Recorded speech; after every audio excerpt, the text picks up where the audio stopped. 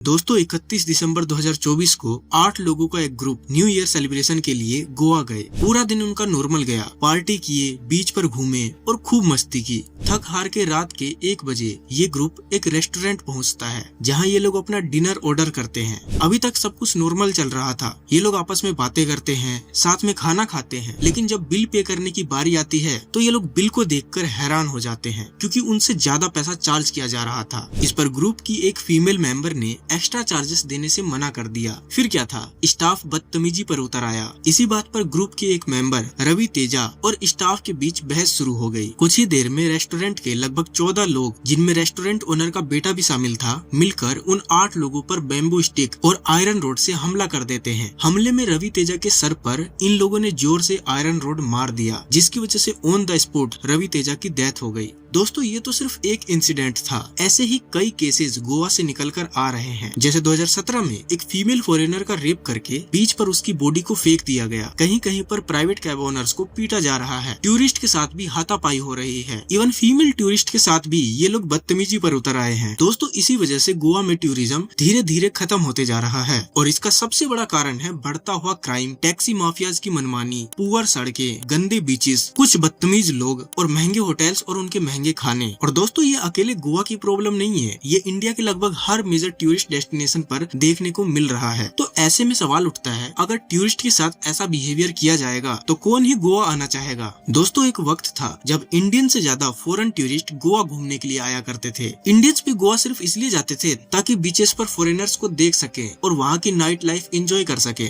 लेकिन आज सिचुएशन काफी बदल चुकी है। गोवा में बढ़ती हुई प्रॉब्लम्स की वजह से अब लोग गोवा जाने के बजाय श्रीलंका, थाईलैंड, वियतनाम और मालदीव्स जा रहे हैं। तो चलिए समझने की कोशिश करते हैं क्यों आज गोवा में टूरिस्ट नहीं आना चाहते, टैक्सी माफिया क्या है और यहाँ टूरिज्म खत्म क्यों हो रहा है और गवर्नमेंट इसको सुधारने के लिए क्या कर रही है।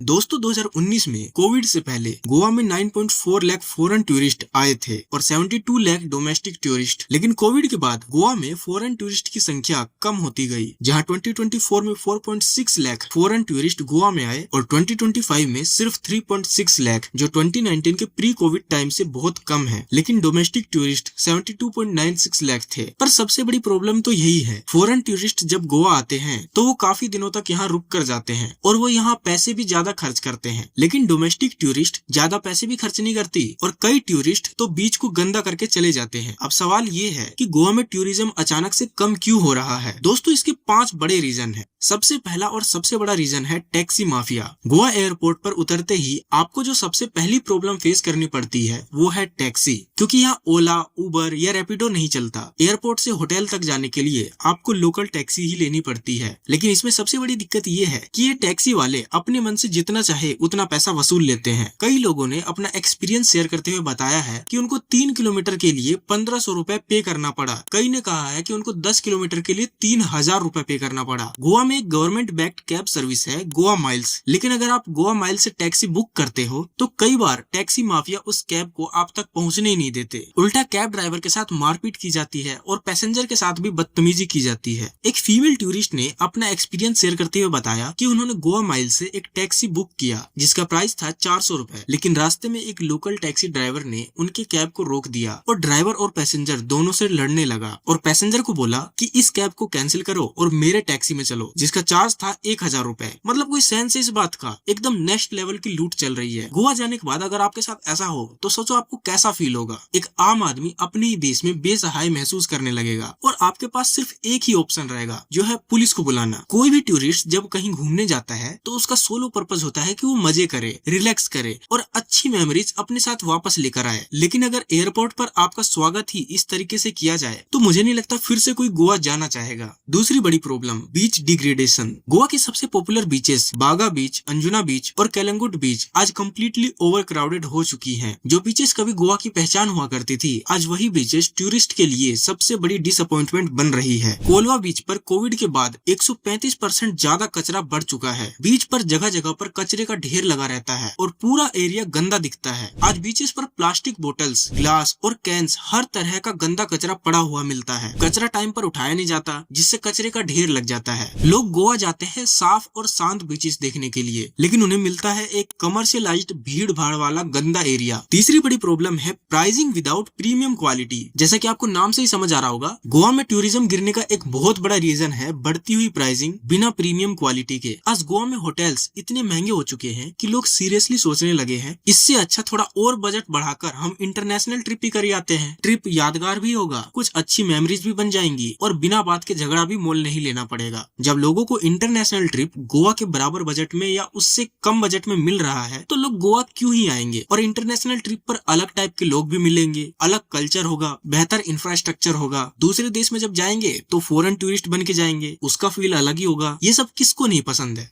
चौथा और बड़ा प्रॉब्लम है इंफ्रास्ट्रक्चर डेफिसिट्स। गोवा में कोई भी मेट्रो नहीं है, बस सर्विस बहुत बेकार है या ना के बराबर है, कोई लोकल ट्रेन भी नहीं चलती, रोड भी हर जगह सही नहीं है, रोड की हालत बहुत खराब है। कई जगह पर आपको इंटरनेट की भी दिक्कत देखने को मिल सकती है। लेकिन वहीं आप गोवा को थाईलैंड से कंपेयर करो तो आपको अच्छी ट्रांसपोर्टेशन सर्विस मिलती है। यहाँ तक कि श्रीलंका और कजाकिस्तान जैसे देश भी अपना पूरा ध्यान टूरिज्म पर लगा रहे हैं। पांचवा बड़ा प्रॉब्लम है ओवर क्राउडिंग। देखो, गोवंस का कल्चर शुरू से ही शांत और समुद्री जीवन से जुड़ा हुआ रहा है, मतलब उनको शांति और सुकून पसंद है। लेकिन जब वहाँ पीक सीजन में टूरिस्ट बढ़ जाते हैं तो ये लोग वहाँ बहुत भीड़ जमा करते हैं, बीचेस लोगों से भर जाते हैं, ये लोग लाउड म्यूजिक पर गाने बजाते हैं और यही चीजें लोकल्स को पसंद नहीं आती है। अब इतनी ज्यादा टूरिज्म होने की वजह से गोवंस लोग या जो लोग वहाँ पर बिजनेस करते हैं वो लोग थोड़ा अग्रेसिव हो जाते हैं, बदतमीजी करने लग जाते हैं, मारपीट पर उतर जाते हैं, क्योंकि उन्हें पता है हम कुछ भी कर लें, लोग आएंगे तो यहीं पर ही। अब देखते हैं लोग गोवा को छोड़कर दूसरे कंट्रीज में क्यों घूमने जा रहे हैं।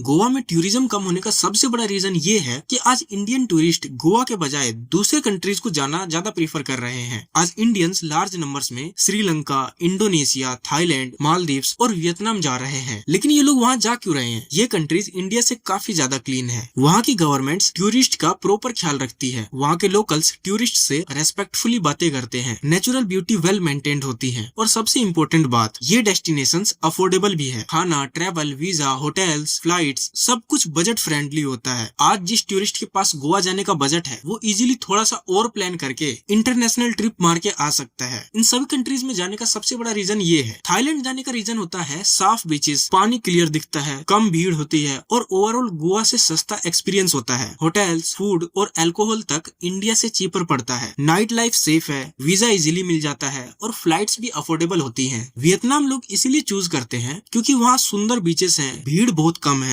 स्ट्रीट फूड और होटल्स काफी सस्ते हैं, टूरिस्ट को रेस्पेक्ट मिलती है और गवर्नमेंट उनकी सेफ्टी को सीरियसली इंश्योर करते हैं। इंडोनेशिया, खासकर बाली, फेमस है पार्टी, पीस और लग्जरी लाइफस्टाइल के लिए। बीच क्लब, विलाज, बेटर वाइब और ओवरऑल गोवा से ज्यादा प्रीमियम एक्सपीरियंस आपको वहाँ पर मिलता है। इसी वजह से काफी लोग हनीमून के लिए भी इंडोनेशिया चूज करते हैं। श्रीलंका का बेनिफिट ये है कि वो इंडिया के पास है, ट्रेवल कॉस्ट भी कम होता है, उनके बीचेस साफ और शांत होते हैं और सस्ते बजट में एक इंटरनेशनल ट्रिप वाली फील भी मिल जाती है। मालदीव्स जाने का सबसे बड़ा रीजन है दुनिया की सबसे क्लीन बीचेस, ओवर क्राउडिंग नहीं होती, टूरिस्ट को प्राइवेसी मिलती है और लोग मोस्टली हनीमून या लग्जरी स्टे के लिए मालदीव्स जाते हैं। अगर ओवरऑल देखा जाए तो ये ट्रेंड इंडिया की इकोनॉमी और खासकर गोवा की इकोनॉमी दोनों के लिए काफी नेगेटिवली इम्पैक्ट करता है। लेकिन इसके बावजूद गोवा की गवर्नमेंट की तरफ से कोई स्ट्रॉन्ग या विजिबल एक्शन नहीं दिख रहा। अगर फ्यूचर में मुझे कोई सॉलिड एक्शन या इम्प्रूवमेंट दिखाई देगा तो मैं इसके बारे में आपको जरूर बताऊंगा। ये हमारे देश के लिए काफी दुर्भाग्य की बात है कि गोवा जैसा सुंदर डेस्टिनेशन हमारे पास होते हुए भी हम उसका प्रॉपर देखभाल नहीं कर पा रहे हैं। इंटरनेशनल टूरिज्म तो दूर की बात है, हम डोमेस्टिक टूरिज्म को भी सही से मैनेज नहीं कर पा रहे। गोवा गवर्नमेंट को इसको सीरियस मुद्दा बनाना पड़ेगा क्योंकि उनको ये दिख रहा है कि 72 लाख डोमेस्टिक टूरिस्ट तो आ ही रहे हैं, इसीलिए वो लोग कोई खास एक्शन प्लान नहीं कर रहे। पर अगर यही रवैया रहा तो ये 72 लाख का आंकड़ा भी कम हो जाएगा। अब प्रॉब्लम्स तो मैंने गिनवा दिए, अब बात करते हैं सॉल्यूशंस की। गोवा में सबसे बड़ी प्रॉब्लम टैक्सी माफिया है और जब प्रॉब्लम यहीं से शुरू होती है तो सॉल्यूशन भी सबसे पहला यहीं से आना चाहिए। गोवा में एक स्ट्रॉन्ग टैक्सी रिफॉर्म की सख्त जरूरत है। गवर्नमेंट को एक स्टैंडर्डाइज्ड फेयर सिस्टम अनाउंस करना चाहिए जिसमें क्लियरली डिफाइन हो कि हर 1 किलोमीटर पर टैक्सी ड्राइवर मैक्सिमम कितना चार्ज कर सकता है। इससे टैक्सी माफिया की मनमानी कम हो सकती है। गोवा माइल्स के साथ साथ ओला और उबर जैसे एप्स को भी गोवा में अलाउ करना चाहिए ताकि टूरिस्ट को एक जगह से दूसरे जगह जाने में कोई दिक्कत ना हो। पर ये रिफॉर्म सिर्फ पेपर पेपर पर नहीं ग्राउंड पर भी दिखना चाहिए। साथ ही टूरिस्ट की हेल्प के लिए एक स्पेशल पुलिस फोर्स भी होनी चाहिए जो 24/7 एक्टिव रहे। अगर टूरिस्ट एयरपोर्ट से बाहर निकलते ही टैक्सी माफिया के स्कैम में फंस जाते हैं तो पूरे स्टेट की इमेज खराब होती है। गोवा को अब सिर्फ बीचेस और नेचुरल ब्यूटी तक लिमिटेड नहीं रहना चाहिए। टूरिज्म को डाइवर्सिफाई करना होगा, जैसे गेमिंग एक्टिविटीज, एडवेंचर एक्सपीरियंस और एंटरटेनमेंट जोन्स बनाने होंगे जैसे दुबई और थाईलैंड जैसे डेस्टिनेशन में होते हैं, ताकि लोग सिर्फ बीचेस के लिए नहीं बल्कि यूनिक एक्सपीरियंस के लिए भी गोवा आए। गोवन गवर्नमेंट ने बीचेस को क्लीन रखने के लिए काफी कोशिश की है, लेकिन ग्राउंड लेवल पर वो एफर्ट्स ज्यादा सक्सेसफुल नहीं दिख रहे हैं। और क्योंकि गोवा का टूरिज्म अभी भी लार्जली बीचेस पर ही डिपेंडेंट है, तो सरकार को यहाँ स्ट्रिक्ट एक्शन लेना पड़ेगा। बीच को गंदा होने से रोकने के लिए स्ट्रॉन्ग रूल्स, पेनल्टीज और प्रॉपर मॉनिटरिंग सिस्टम बनाना जरूरी है। गोवा में जितनी पॉपुलेशन नहीं है उससे ज्यादा तो वहाँ पर टूरिस्ट आ जाते हैं। ऐसे में गवर्नमेंट को अपनी सर्विस क्वालिटी पर डबल फोकस करना होगा, चाहे वो ट्रांसपोर्ट हो, क्लीनलीनेस हो, सेफ्टी हो या टूरिस्ट सपोर्ट सिस्टम हो। अगर सर्विस एक्सपीरियंस बेटर होगा तो लोग सिर्फ गोवा एक बार नहीं आएंगे बल्कि बार बार आएंगे। दोस्तों, ये था 2025 का हमारा आखिरी वीडियो। आप सभी को न्यू ईयर की हार्दिक शुभकामनाएं। वीडियो पसंद आई तो वीडियो को लाइक जरूर करना और इसी तरह के केस स्टडीज के लिए चैनल को सब्सक्राइब भी जरूर कर लेना।